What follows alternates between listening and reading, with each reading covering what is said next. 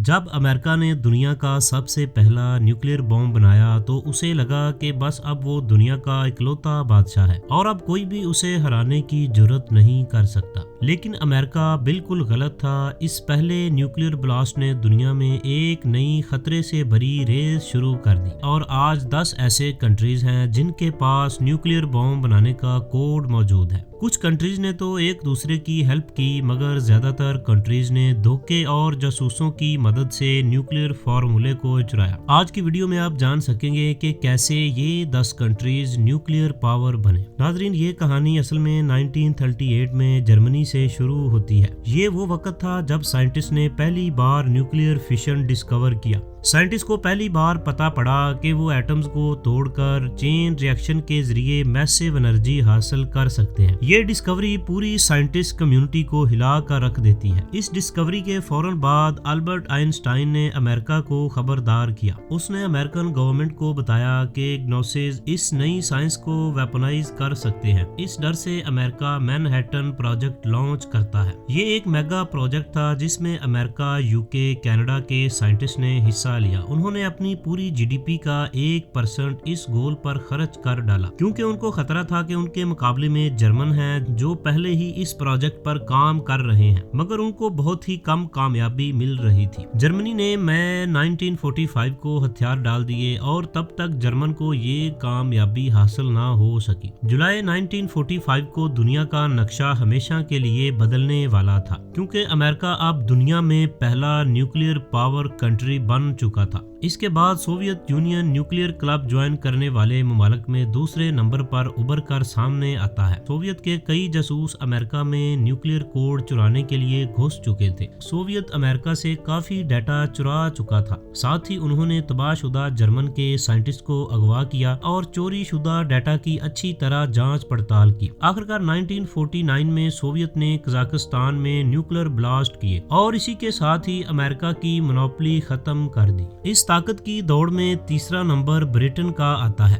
क्योंकि बरतानिया के पास उस वक्त दुनिया की सबसे ज्यादा यूरेनियम सप्लाई मौजूद थी। यूरेनियम की सप्लाई के साथ ब्रिटेन के पास मोस्ट इंटेलिजेंट साइंटिस्ट भी मौजूद थे। लिहाजा ब्रिटेन ने बहुत कम अरसे और कम मेहनत से 1955 में ये पावर हासिल कर ली। यूके ने ऑस्ट्रेलिया के साहल पर अपना न्यूक्लियर एक्सपेरिमेंट किया और उसमें कामयाबी भी हासिल कर ली। चौथे नंबर पर फ्रांस न्यूक्लियर मैदान में कूद पड़ता है। फ्रांस भी अपनी खुद की पावर को बढ़ाना चाह रहा था। दूसरी तरफ अमेरिका फ्रांस के इस फैसले के सख्त खिलाफ था, लेकिन फ्रांस के प्रेसिडेंट जॉर्ज डी गोल अपने इस फैसले पर डटे रहे। उन्होंने कहा कि न्यूक्लियर वेपन्स फ्रांस की कौम की बका के लिए बहुत जरूरी हैं। फ्रांस ने अफ्रीका में मौजूद अपनी कॉलोनीज जैसे मडगास्कर और गबोन से यूरेनियम सोर्सेज मंगवाना शुरू कर दिए और साथ ही फ्रांस के साइंटिस्ट ने बहुत मेहनत की और 1960 में अल्जीरिया के सहारा डेजर्ट में जाकर न्यूक्लियर ब्लास्ट करके अमेरिका को हैरान कर दिया और यूं फ्रांस भी इस दौड़ में कामयाब हो गया। पांचवा कंट्री था चाइना। चाइनीज अमेरिका के खिलाफ अपना डिफेंस मजबूत करना चाहते थे। सोवियत यूनियन जो चाइना के हामी थे, लिहाजा सोवियत ने चाइनीज साइंटिस्ट को टेक्नोलॉजी और ट्रेनिंग फराहम की।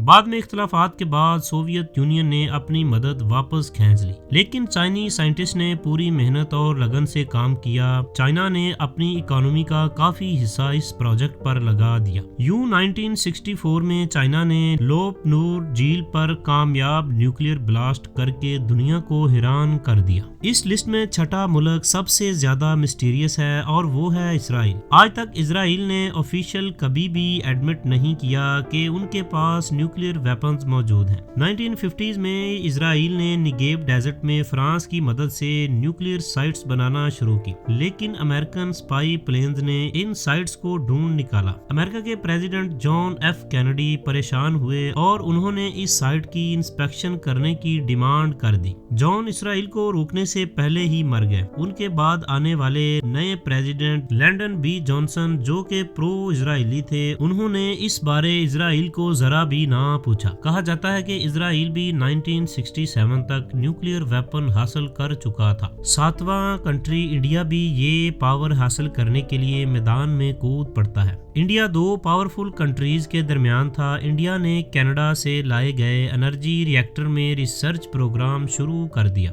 इंडिया ने पूरी दुनिया को बताया कि वो एटॉमिक बॉम्ब नहीं बना रहे। जबकि 1974 में इंडिया ने एक न्यूक्लियर एक्सपेरिमेंट किया तो कनाडा और अमेरिका ने टेक्नोलॉजी का मिसयूज करने पर इंडिया पर सैंक्शंस लगा दी। इंडिया कुछ देर के लिए रुक गया, लेकिन फिर 1990s में अपने प्रोग्राम को वेपनाइज कर दिया। आठवें कंट्री की शायद सबसे यूनिक स्टोरी होने वाली है। ये है साउथ अफ्रीका। अफ्रीका ने अपने बॉर्डर्स की तरफ देखा तो उनको हर तरफ दुश्मन ही नजर आए। अफ्रीका के पास बहुत ज्यादा तादाद में यूरेनियम रिजर्व्स मौजूद थे, लिहाजा अफ्रीका ने इन रिजर्व्स को यूटिलाइज करना स्टार्ट कर दिया। 1980 तक साउथ अफ्रीका ने 6 फुली फंक्शनल न्यूक्लियर बॉम्ब बना लिए थे। कुछ अरसा बाद सोवियत यूनियन टूट गई। साउथ अफ्रीकन गवर्नमेंट जानती थी कि उनका वक्त भी खत्म हो रहा है, लिहाजा पुरानी गवर्नमेंट नेल्सन मंडेला की सरबराही में आने वाली नई गवर्नमेंट को ये वेपन देने से खौफ ज़दा थी। लिहाजा उन्होंने अपने सारे वेपन जाया कर दिए, तमाम न्यूक्लियर डॉक्यूमेंट्स को जला दिया और यूरेनियम को भी